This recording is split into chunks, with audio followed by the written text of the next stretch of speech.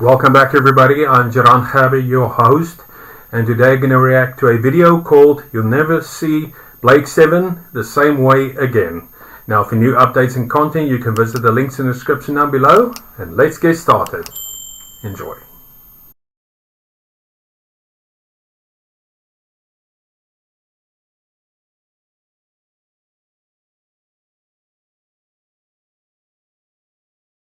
It just occurred to me that as the description of a highly sophisticated technological achievement,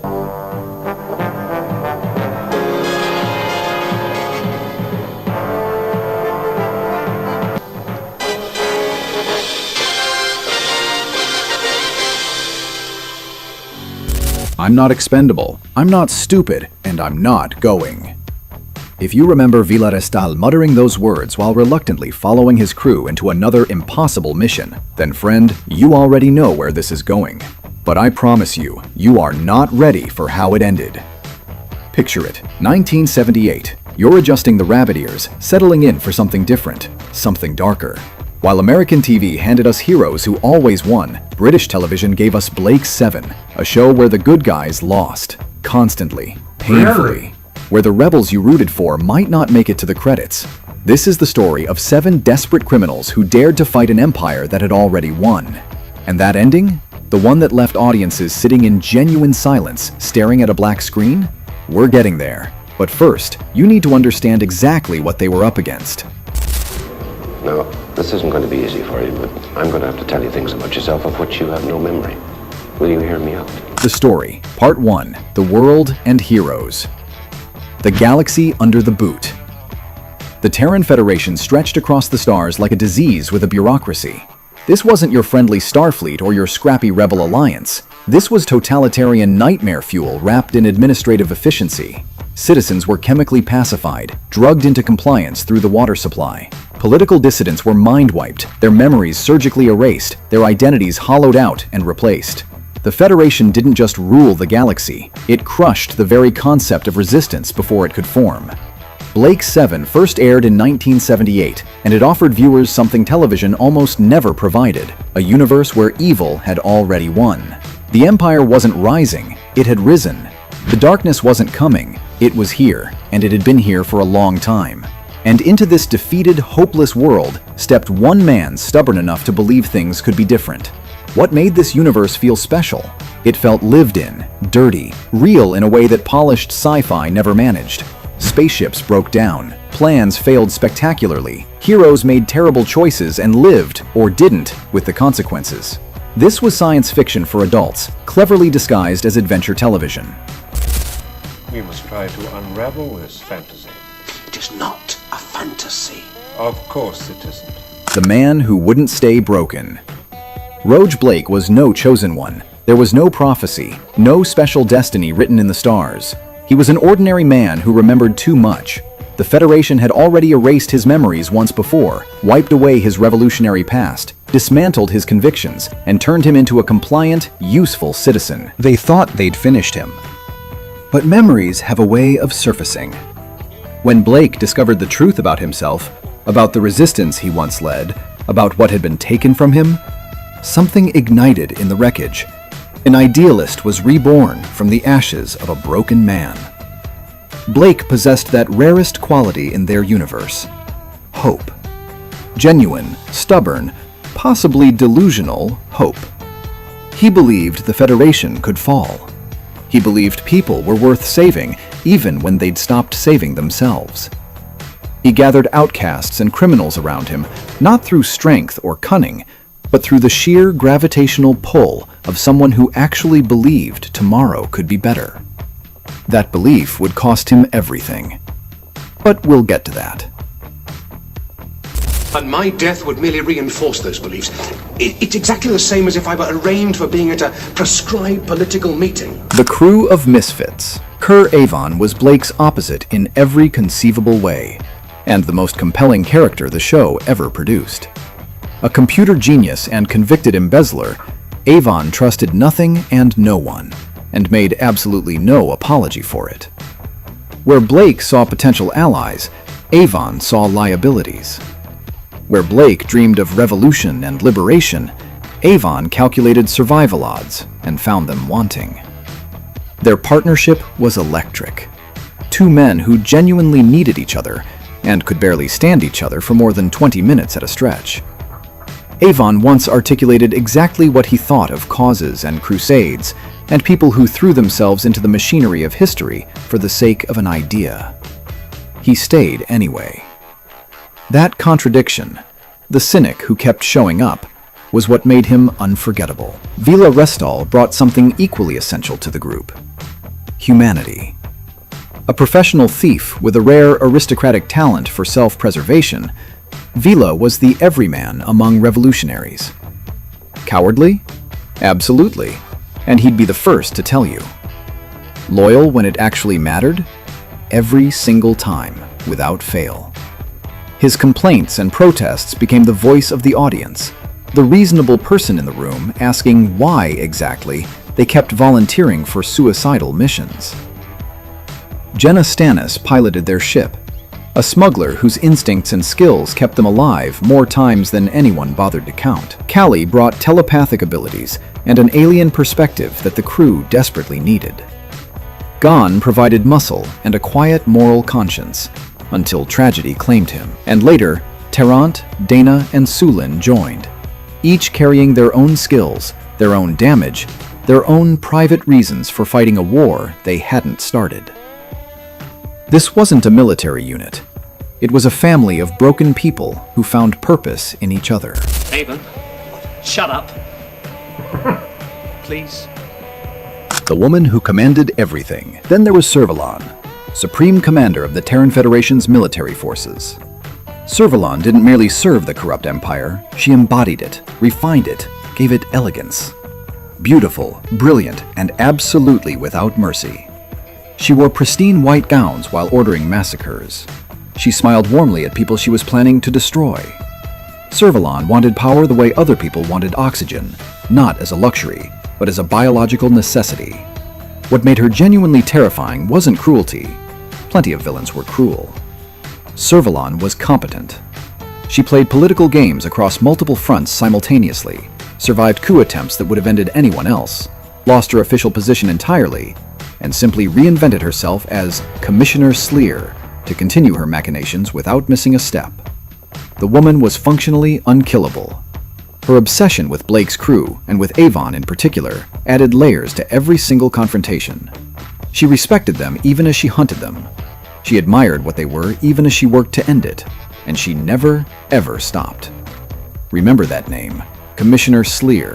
It becomes important at the very end. And do you fully understand the nature and gravity of those charges? Yes. The Story, Part 2, The Journey and Ending, Victories that Felt Like Miracles. Against all reasonable probability, Blake's crew actually won sometimes. They captured the Liberator, an alien vessel faster and more powerful than anything the Federation possessed, a ship that felt almost alive. They struck military installations, they disrupted supply lines, they demonstrated repeatedly that the Federation could bleed. Each mission played like a heist film set among the stars. Plans went wrong in ways nobody anticipated. Improvisation saved the day at the last possible moment. The crew bickered constantly while somehow pulling off the impossible through sheer combined stubbornness. These weren't polished professionals executing precision operations. They were talented amateurs surviving on luck, skill, and a refusal to accept the obvious conclusion. The show understood something fundamental about storytelling. Victory means more when you've watched defeat. Blake's 7 let its heroes fail, genuinely, painfully fail. Operations collapsed, friends died and didn't come back. The Federation adapted, learned from every encounter, and counterattacked harder. Every triumph was earned through cost. That balance, hope held in tension against despair, victory shadowed by loss, kept viewers invested across 4 series. I knew you'd like it. The mission evolved. Blake himself disappeared after the 2nd series, leaving Avon in command of a ship and a crew he'd never asked for. The dynamic shifted dramatically. Blake's idealism was replaced by Avon's pragmatism. The cause grew murkier with every passing episode. Were they still freedom fighters with a genuine purpose, or simply survivors going through the motions of rebellion? Even the crew seemed uncertain.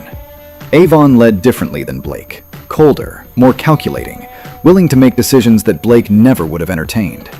The crew followed him anyway, perhaps because they needed something to follow, perhaps because Avon, for all his cynicism, kept them breathing when nothing else should have.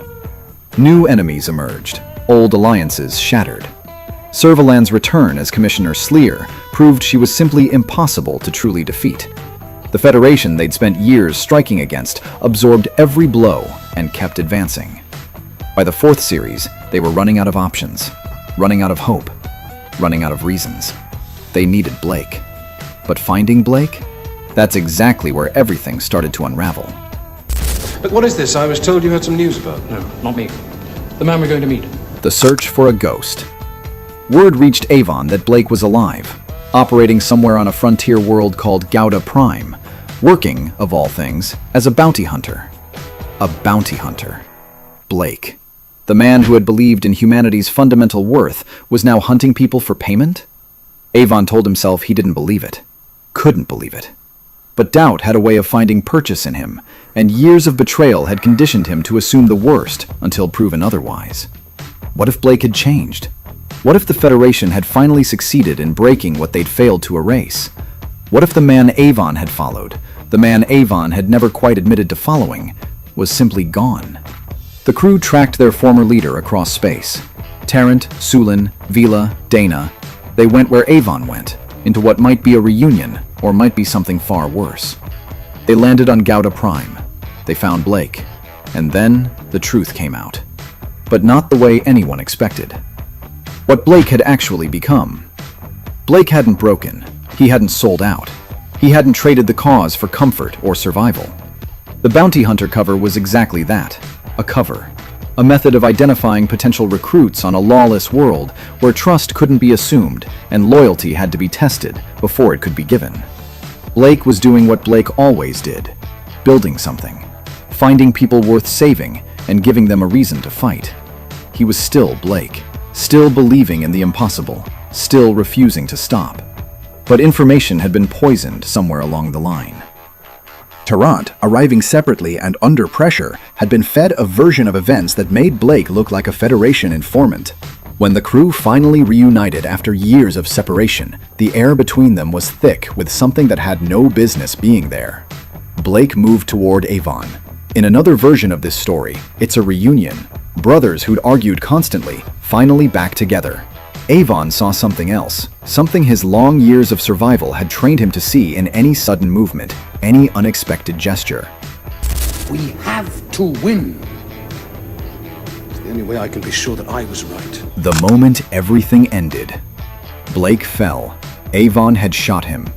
Kerr Avon, the man who trusted no one, who had survived everything by assuming the worst and acting before the worst could act first, had just killed Raj Blake. The idealist fell at the hands of the cynic. The man who believed in humanity was killed by the man who'd spent years insisting he didn't. A revolution ended in a single moment of terrible, irrevocable misunderstanding. Avon stood over Blake's body and understood what he'd done. Then the Federation arrived. Commissioner Sleer, Servalan, always Servalan, had been ahead of them the entire time. The trap hadn't just been set, it had been designed. Every piece of information that led them to Gouda Prime, every fragment of intelligence that had pointed them here had been carefully arranged. Federation guards poured into the room with weapons raised. Tarrant fell, then Sulin, then Dana, one by one with the mechanical efficiency of a plan that had always been going to end this way. Vila, cowardly, loyal, irreplaceable Vila, went down still reaching for cover that wasn't there, that had never been there. One man left standing, surrounded on all sides. Blake's body at his feet, his crew destroyed around him. Everything he'd ever been part of, gone. Avon looked down at Blake, then he looked up at his executioners, and Kerr Avon smiled. He raised his weapon. The screen cut to black. Gunshots rang out over the closing credits, and then silence. The series ended. Not with hope, not with victory, not even with the dignity of a clear answer, with annihilation. Profound philosophical questions never really interested me. Not your usual standard? Yes, well, I'm tired. why it ended this way. The show concluded in 1981 with that devastating finale, and the choice to end so definitively was not accidental. After 4 series of rebellion and sacrifice, Blake 7 ended the only way it could honestly end, with the Federation standing and the rebels destroyed. Understood that fighting tyranny extracts an enormous price. The bill simply came due in that final room on Gauda Prime.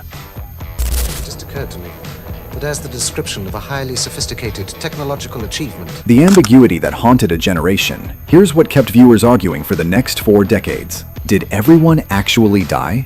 Blake's death was unambiguous. We watched him fall. But the others? Tarrant, Sulin, Vila, Dana. They were attacked, yes, but the screen never showed their final moments with certainty. And Avon? We heard the shots. We never saw him hit the ground. Had a 5th series been commissioned, writers would have had room to work with. Wounds that weren't fatal. Someone who escaped in the chaos. The ending was designed to function as a cliffhanger as much as a conclusion. A door left fractionally open. But that door never opened. No 5th series came. The ambiguity became permanent, and perhaps that's exactly right. That is it, Avon. I've had it. Either you tell us what it's all about, or we're going to stop it. No, you're not. The legacy that refused to die. Blake 7 shaped everything that came after it. The moral complexity, the flawed heroes who made genuinely terrible choices, the villains you couldn't help respecting. This template quietly rewired what science fiction television thought it was allowed to do. Every story about anti-heroes, about rebellions that extract unbearable costs, about the personal price of fighting battles that were probably always unwinnable. They owe a debt to Blake and his crew that's rarely acknowledged but always present. Revival attempts have surfaced across the years. Audio dramas continued the story in their own form. Fans kept the fire burning through conventions and communities and obsessive rewatching. The property has been discussed for potential return to screens multiple times, though nothing has successfully managed to bring it back. Perhaps that's entirely appropriate. Some stories end completely. Some rebellions fail without qualification.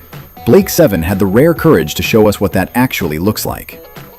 From Blake's impossible dream to Avon's final smile in the face of everything, Blake 7 gave us 4 years of revolution, betrayal, and the terrible cost of refusing to stop hoping. It showed us heroes who lost, villains who won, and an ending that refused to offer even a single comfortable answer. That finale shocked audiences in 1981. It still shocks today. Because Blake 7 understood something most television has always been too afraid to say out loud. Sometimes the darkness wins. Sometimes the best people die for nothing. Sometimes the only thing left is to raise your weapon, smile at the inevitable, and go down on your own terms. The courage of that ending, the sheer, defiant audacity of refusing to save anyone, is what made Blake's 7 unforgettable. So tell me, were you Team Blake or Team Avon? Did you believe in the cause, or did you calculate the odds? Drop your answer in the comments below.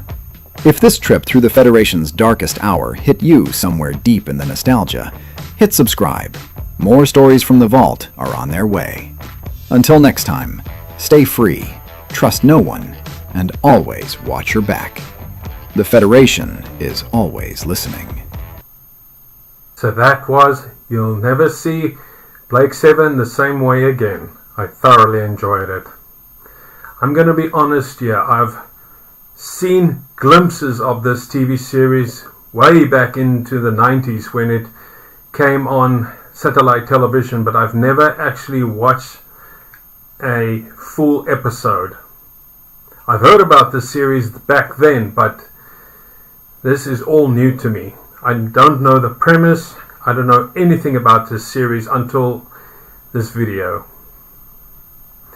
I cannot believe Blake and Avon didn't get along, and the fact that Blake and his crew always lost and the Federation always won. That is quite a step forward to turn the tables around for a series, which is very interesting. But how can you remove the main character and still call the TV series Blake 7? I don't get it. But him returning is a good thing, but then getting killed off and the ending, as explained, just went blank and then the series ends. Very, very interesting, but very confusing. I must say, even though everything is explained, I'm going to watch this series. And a word of wisdom for today. No matter what the odds are, when you are in the presence of your family or your friends, always, but always, try to get along with them. Because you never know when you might need each other. Have a blessed day further, and I'll see you next time. Goodbye.